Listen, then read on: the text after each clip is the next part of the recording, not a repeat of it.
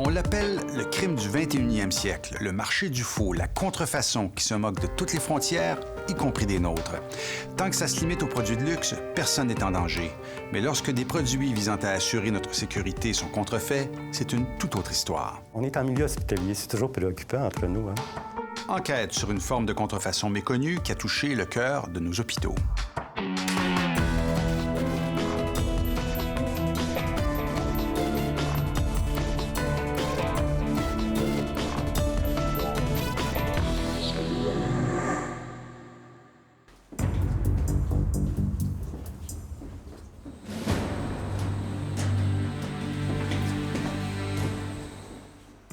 Juste avant l'aube, dans les entrailles d'un hôpital de la ville de Québec, des visiteurs inhabituels, à la recherche de pièces contrefaites. Il y avait des choses préoccupantes. Préoccupantes? On est en milieu hospitalier, c'est toujours préoccupant entre nous. Je ne voudrais pas qu'un être cher soit branché à un appareil qui pourrait flancher à cause d'un disjoncteur. On ne peut pas penser qu'ils vont faire des contrefaçons de disjoncteurs. Des disjoncteurs, censés protéger les circuits électriques, mais potentiellement dangereux, sont au cœur de cette opération restée longtemps secrète.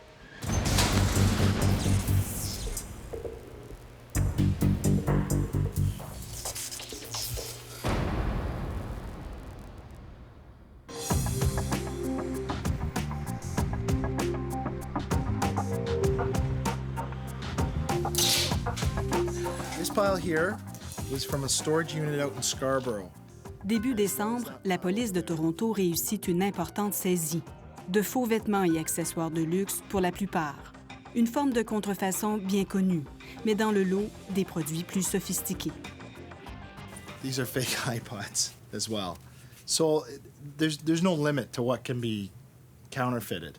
Nobody is immune. Personne n'est à l'abri. Plus aucun secteur n'est épargné par la contrefaçon. Lorne Lipkus est l'avocat canadien le plus actif dans la lutte à la contrefaçon.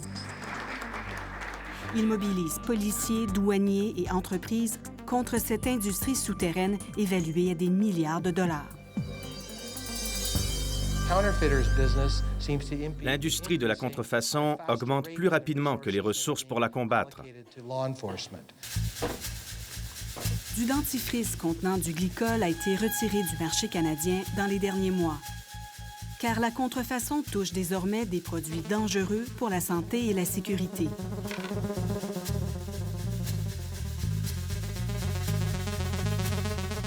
Comme ces lampes animées pour enfants qui prennent feu. Je pense que le gouvernement devrait faire un petit peu plus attention à la sécurité du monde, de quoi ce qui est vendu sur les marchés. Et tout récemment, ces milliers de fer-plats à Charny, près de Québec. La partie qu'on met dans la prise de courant est mal faite. Et à l'intérieur, les spécialistes nous disent que le filage n'est vraiment pas conforme.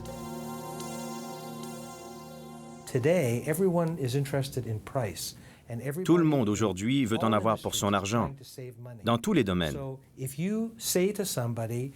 Mais viser seulement le plus bas prix, c'est une invitation à la contrefaçon.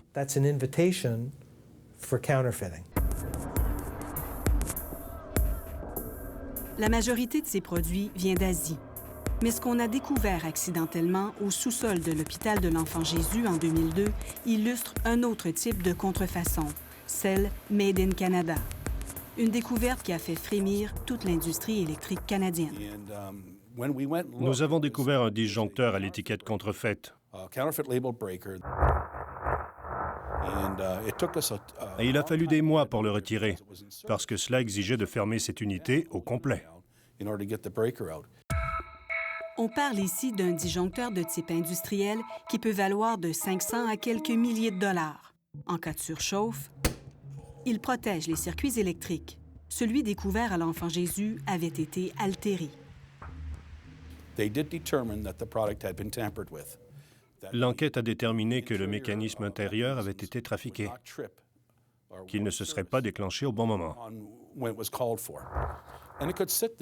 Le disjoncteur peut rester ainsi des années. Puis au moment où on en a besoin, il ne fonctionne pas et on se retrouve avec une catastrophe sur les bras. Le cas de l'Enfant Jésus fait craindre le pire. Le risque d'incendie pousse le fabricant, Cutler Hammer, à porter plainte à la GRC. C'est le début d'une longue enquête à laquelle la régie du bâtiment va collaborer étroitement. Ce que je voulais mettre en relief, c'est la complexité qui est la nôtre en ce qui a trait à la détection d'un disjoncteur contrefait. Vous remarquerez que le panneau est recouvert de pièces métalliques et que même le disjoncteur, pratiquement toute la façade du panneau nous est camouflée. La régie entreprend discrètement l'inspection d'autres hôpitaux. On a visité une quarantaine d'hôpitaux dans la région de Montréal et peut-être une trentaine dans la région de Québec. Au même moment, 2 incidents surviennent dans des hôpitaux. Une panne de courant a plongé dans le noir 2 pavillons de l'hôpital Royal Victoria de Montréal la nuit dernière et pendant 80 minutes, les locaux de l'urgence et des soins intensifs ont été privés d'électricité. Les infirmières ont dû assurer la survie d'un nouveau-né qui était maintenu en vie grâce à un respirateur artificiel. C'est un disjoncteur qui est en cause. Était-il contrefait? L'établissement refuse de répondre à cette question, malgré nos demandes répétées. Mais l'incident démontre à quel point la panne d'un seul disjoncteur peut avoir des conséquences dramatiques.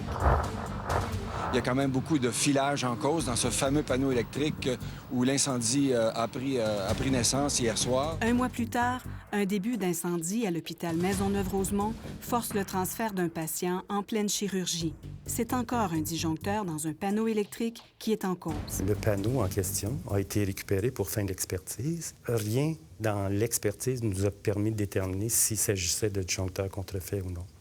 Il était tellement détérioré, le dit panneau, qu'on n'a pas pu en avoir le cœur net, autrement dit. Les disjoncteurs industriels sont vendus habituellement par des distributeurs autorisés. Mais il y a aussi un marché parallèle, celui de l'usager. Il y a 8 ans, le fabricant Cutler Hammer intente une poursuite en cour fédérale contre un vendeur d'usagers après l'avoir surpris à vendre des produits contrefaits. À l'époque, la GRC refuse d'enquêter.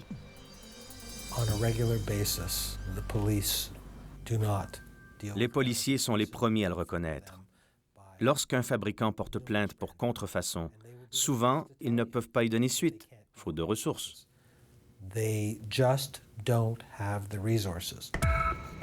Le fabricant reproche à Distributech de Ville-Saint-Laurent de changer des pièces à l'intérieur de certains disjoncteurs usagés. Ce n'est pas encore interdit à l'époque, mais ça reste une pratique problématique. J'ouvre le disjoncteur, je remplace des composantes et ainsi de suite. Et ça peut porter à conséquence parce que ces gens-là, primo, n'ont pas nécessairement l'expertise. Ce sont souvent des gens qui s'improvisent. Distributech reconnaît toutefois avoir fabriqué et collé de fausses étiquettes. La Cour le condamne à 23 000 $ d'amende. L'année suivante, en 2002, tout indique que d'autres contrefacteurs sont à l'œuvre et que leurs produits ont atteint les hôpitaux.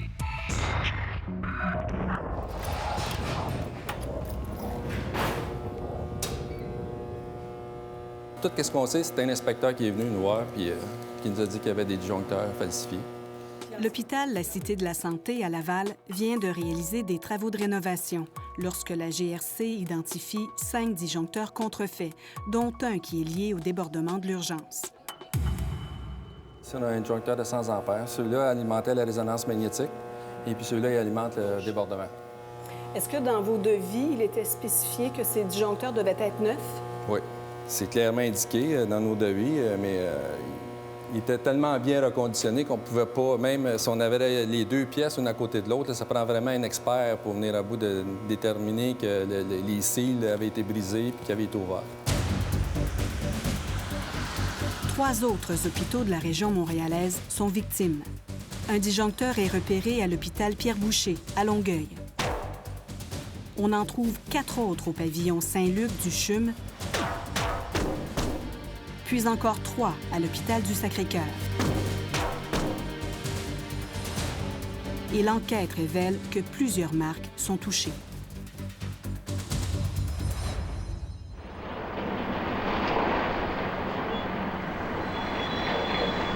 Le marché des disjoncteurs usagés est tout à fait légal.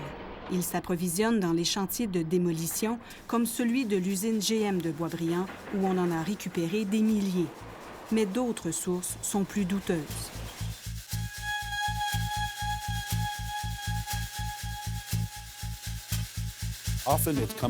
Ils proviennent souvent de zones sinistrées. Au cours de l'enquête, on a découvert que des disjoncteurs venaient des États-Unis et que certains étaient endommagés par l'eau. Les contrefacteurs les polissaient, collaient de fausses étiquettes canadiennes et les remettaient sur le marché. La contrefaçon n'a pas touché que les hôpitaux. On travaille avec des choses neuves, de la construction neuve, qu'avoir des pièces contrefaites en construction. Je ne croyais pas que ça existait. En 2002, Raphaël Picard vient de doubler la superficie de son supermarché à Saint-Amable, en Montérégie, lorsqu'il reçoit la visite d'un inspecteur de la Régie du bâtiment. Des disjoncteurs, j'en avais de tous les niveaux, là, à partir de 20 ampères, 30, 50, puis j'avais même des disjoncteurs de 100 ampères qui étaient défectueux, qui étaient contrefaits. Ça valait combien, à peu près, ces pièces-là? Il y en a qui valent qui dépassaient 3 500 $. Fait qu'au total, vous en aviez pour plusieurs dizaines de milliers de entre 35 et 40 000 $ de disjoncteurs qui étaient contrefaits. Et ici, on a le panneau principal où sont installés tous les disjoncteurs. Ce qui est à l'origine de notre intervention, c'est carrément le fabricant, qui est informé par un distributeur autorisé qu'un entrepreneur en électricité s'était procuré des panneaux électriques avec un nombre très limité de disjoncteurs. Lui, ça y a mis la puce à l'oreille. Il a dit, il y a quelque chose qui cloche. Il y en avait à l'intérieur ici, puis il y en avait à l'intérieur de celui-là. Il était dispersé à l'intérieur des deux panneaux. Les 22 disjoncteurs contrefaits protègent des circuits qui soutiennent des centaines de milliers de dollars d'équipement, dont dépendent à leur tour des milliers de denrées périssables. Il pourrait y avoir des causes d'incendie aussi, à cause d'un disjoncteur non fiable. Donc, des risques pour la sécurité et des risques de pertes financières extrêmement importantes. Exactement. Oui, ici, on a des pôles simples. M. Picard exige de l'entrepreneur qu'il remplace les pièces contrefaites. Mais ces problèmes ne font que commencer.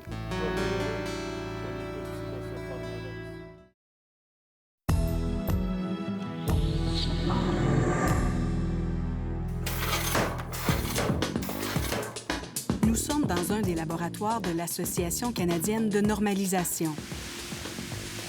On teste ici des produits pour s'assurer de leur conformité aux normes. Un produit électrique qui ne détient pas le sceau du CSA ne devrait pas être vendu au Canada. Mais ce sceau est maintenant copié par des faussaires.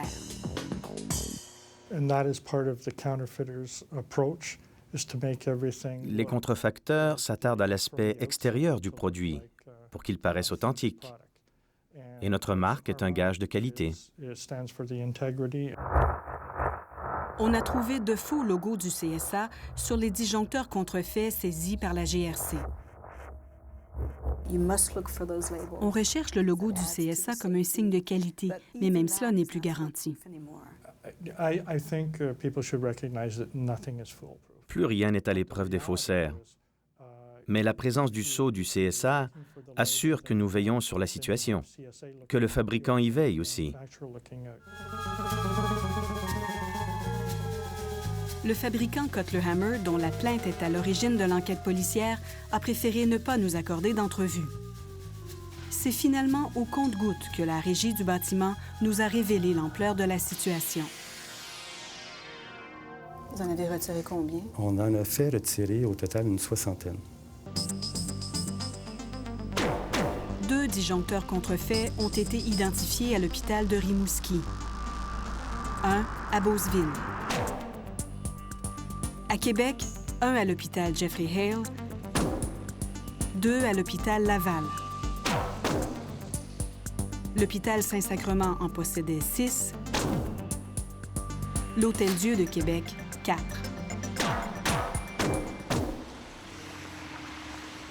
Mais c'est l'hôpital Saint-François d'Assise à Québec qui a été le plus sévèrement touché. Il nous a ouvert ses portes.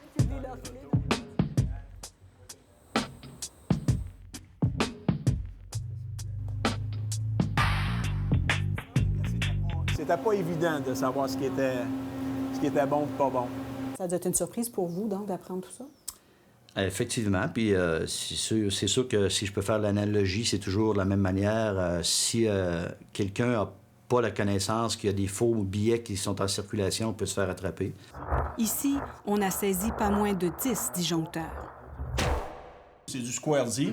Les autres, ils étaient vraiment flagrants, là, parce qu'il n'y en avait pas aucun coin rond. On voit ici les rivets, là, que ça avait été démanché. Lui avait été ouvert. Le boîtier avait été ouvert? Oui, lui, le boîtier avait été ouvert. Lui, je pense que c'était un des plus problématiques qu'on a eu, là. Les disjoncteurs ont été installés lors de différents projets de rénovation, le plus vieux en 1989. Les disjoncteurs que vous aviez identifiés protégeaient quel circuit dans l'hôpital? En 1989, le premier dossier touchait un secteur en néonatalité. Comme la néonate, hein? C'est une place où il ne voulait pas qu'il arrive à rien. Il n'y a rien arrivé. C'est sûr que ces disjoncteurs-là devaient bien fonctionner, là. Selon les autorités, aucun accident imputable à un disjoncteur contrefait n'a été rapporté. Mais le danger n'en est pas moins réel.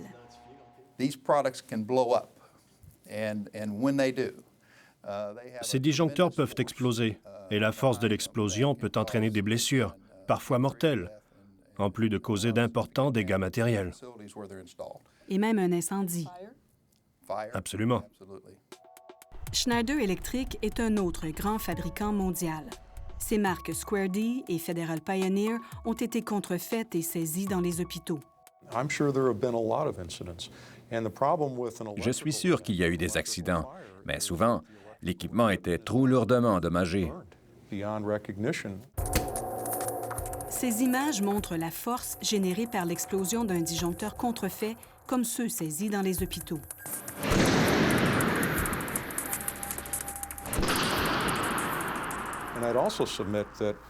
Jusqu'à tout récemment, on ne cherchait pas de disjoncteurs contrefaits, parce qu'on en ignorait l'existence. Plusieurs électriciens et vendeurs d'usagers à qui nous avons parlé reprochent aux fabricants d'exagérer les dangers de la contrefaçon pour protéger leur marché. C'est sûr qu'on veut la santé de notre entreprise, mais nous avons une obligation morale d'assurer la sécurité de ceux qui utilisent nos produits.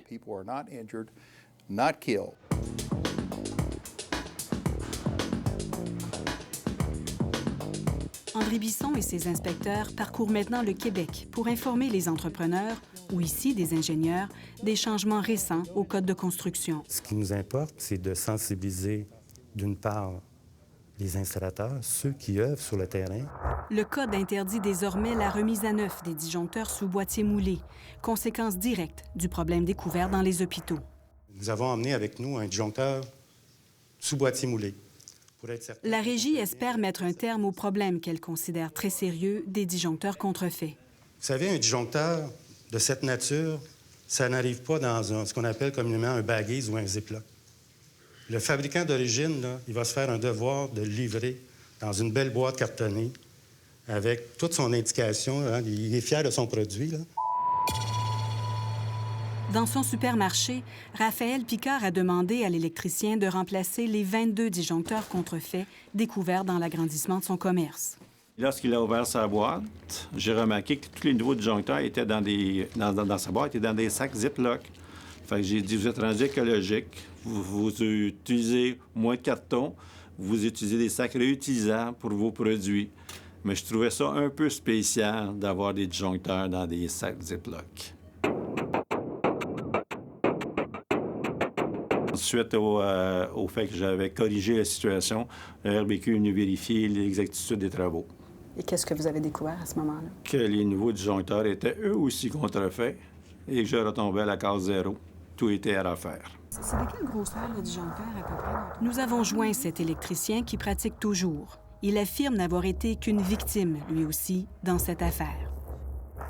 Dans le cas des hôpitaux, les disjoncteurs douteux ont presque tous été installés lors de travaux de rénovation. Comment ces disjoncteurs-là étaient entrés, justement, avaient atteint l'infrastructure électrique des hôpitaux? C'était souvent par l'entremise de sous-traitants, donc en électricité. Ce sont les contracteurs qui offrent la plus basse soumission qui obtiennent ces contrats. et la tentation est forte d'acheter des pièces à rabais chez des distributeurs non autorisés. C'est sûr, il devait savoir si il payait le disjoncteur 800$ au lieu de 1500$. Je sais pas, là. Ça, on ne sait pas l'histoire. Il y a peut-être des gens qui sont moins vertueux que d'autres, puis qui prennent des moyens illégaux. Hein. Ils rentrent un prix plus bas, puis pour avoir la même marge de profit, ils prennent des moyens illégaux. Ça doit se voir un peu dans tous les milieux. Notre enquête nous a permis d'identifier plus d'une vingtaine d'entrepreneurs électriciens qui ont installé des disjoncteurs contrefaits. La Corporation des maîtres électriciens du Québec confirme qu'aucun n'a fait l'objet de mesures disciplinaires. Does that make sense? Cela n'a pas de sens. Tous ceux qui sont impliqués dans la chaîne de distribution de produits contrefaits devraient avoir des comptes à rendre. Et on doit chercher à déterminer s'ils ont agi en connaissance de cause. Don Marion est un ancien électricien devenu ingénieur, présent à la rencontre d'informations de la Régie du bâtiment. Et même le seal était bon. Ils ont fabriqué le seal. Ah oui. Il raconte sa mésaventure avec un disjoncteur neuf acheté pour un grand magasin du centre-ville. Et le breaker, il était contrefait dans la boîte de le fabricant, à le gros prix. Vous avez acheté un disjoncteur neuf que vous avez payé le plein prix? Le plein prix. Ça valait combien? Environ 1400$. Puis il avait l'air de quoi dans son emballage? Ben, il était neuf. Ça a l'air d'être neuf. Poli, le backlight était poli, le seau était en place, le label en avant était en bonne condition, il était neuf, et puis la boîte était neuve. Un couple de mois plus tard, ça réchauffe. Et là, finalement, j'ai appelé un gérant de service de Cutler Hammer pour faire une inspection complète, pour voir si nous pouvons voir quelque chose. Ah, il dit, ta breaker est pas bon. C'est un remake ou un breaker qui était refait. On a trouvé ça avec le fabricant et ils nous ont changé tout le panneau. Ah oui? Tous les breakers dans le panneau. Non seulement le disjoncteur neuf était contrefait, il provenait d'un distributeur autorisé. Cela signifie que les produits contrefaits ont même infiltré la chaîne de distribution légitime.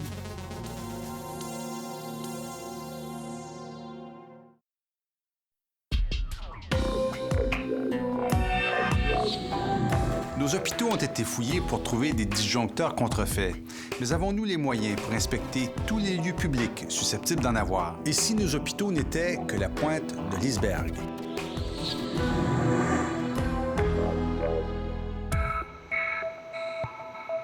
La piste des disjoncteurs contrefaits mène bien au-delà des hôpitaux. C'est un trafic qui s'est étendu sur plusieurs années. Vous en avez trouvé dans des hôpitaux. Est-ce que vous avez exploré la possibilité qu'il y en ait dans des écoles, par exemple, ou dans d'autres bâtiments publics qui seraient préoccupants?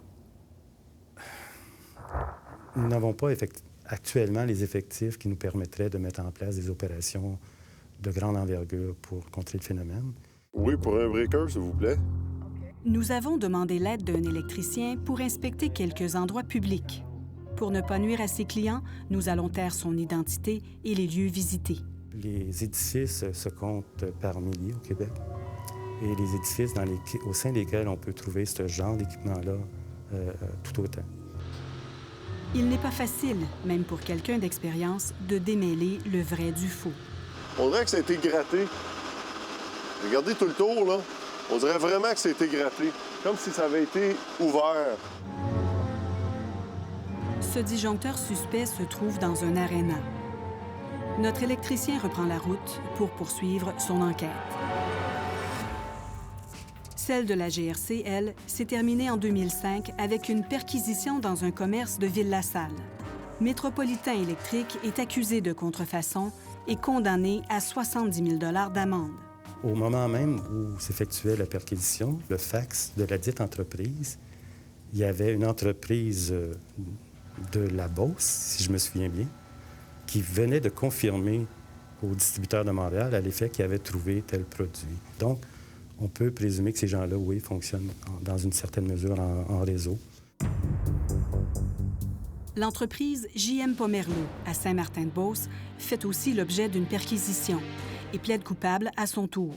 La compagnie est condamnée à près de 40 000 $ d'amende. Une troisième perquisition dans le Bas-Saint-Laurent révèle des milliers de vieux disjoncteurs entreposés dans une grange non chauffée. Mais personne ne sera inculpé. Il y en avait d'autres?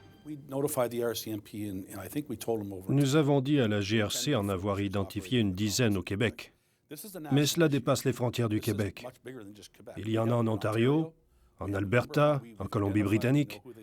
Ce problème existe à l'échelle canadienne. Stopper l'activité des contrefacteurs s'avère difficile au Canada. On doit faire la preuve que les contrefacteurs agissent en connaissance de cause. Malheureusement, les procureurs de la Couronne hésitent à porter des accusations. Notre système ne considère pas toujours la fraude comme un crime grave. Aux États-Unis, la contrefaçon est un crime punissable par l'emprisonnement et par des amendes qui peuvent atteindre des millions de dollars.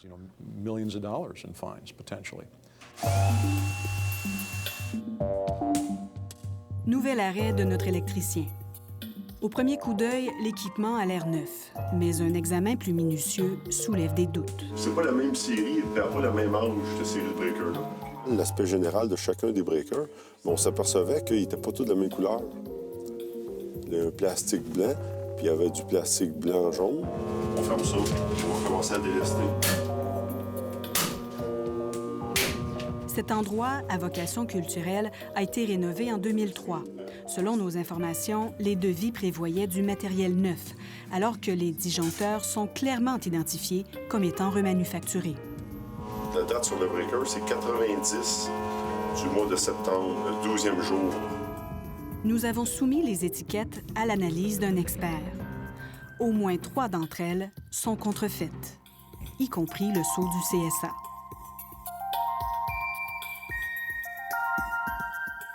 J'étais déjà passé il y a une semaine, et le disjoncteur, lui, il avait vraiment une surchauffe. Là. Il était vraiment très, très chaud. À ce moment-là, j'avais pris l'ampérage, puis il me disait 60 ampères. Puis en réalité, le disjoncteur était capable, normalement, de supporter 125 ampères. Si on se fie à l'étiquette. Si on se fie à l'étiquette. Les disjoncteurs devront être analysés en laboratoire pour déterminer s'ils sont dangereux. Ils proviennent d'un autre commerce qui n'a pas été accusé. Nous les avons découverts dans le centre du Québec, une région qu'on croyait, à ce jour, épargnée par le problème. On ne retrouve pas ce genre de dispositif de protection dans les résidences. Donc, il ne faudrait pas que tout le monde panique, là. Bien que la situation soit très préoccupante, on en convient. Ce n'est pas ce que nous avons appris lors de notre rencontre avec le fabricant Schneider.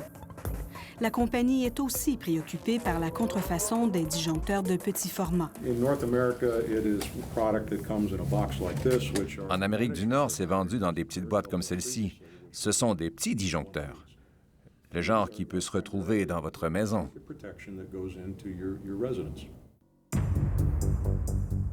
Schneider a repéré aux États-Unis depuis 2 ans 700 000 de ces petits disjoncteurs résidentiels contrefaits en Chine. Ces images ont été tournées lors d'une perquisition par les autorités chinoises. Certains peuvent exploser lorsqu'ils sont soumis à des tests. Schneider vient de découvrir que quelques milliers de ces petits disjoncteurs contrefaits ont déjà fait leur entrée au Québec. Si on considère qu'une maison compte entre 10 et 15 disjoncteurs, cela représente entre 200 et 250 résidences qui seraient actuellement protégées au complet par de faux disjoncteurs.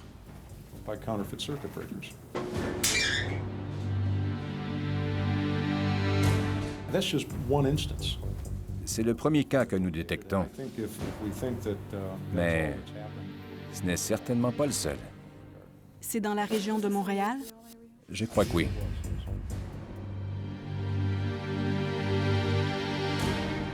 La piste des disjoncteurs révèle le peu de moyens dont on dispose pour faire face à la contrefaçon, qu'elle soit d'ici ou d'ailleurs. Le problème ne fait que commencer. On n'en soupçonne même pas l'ampleur. Sous-estimer le phénomène amène un sentiment de sécurité qui pourrait bien s'avérer faux, lui aussi.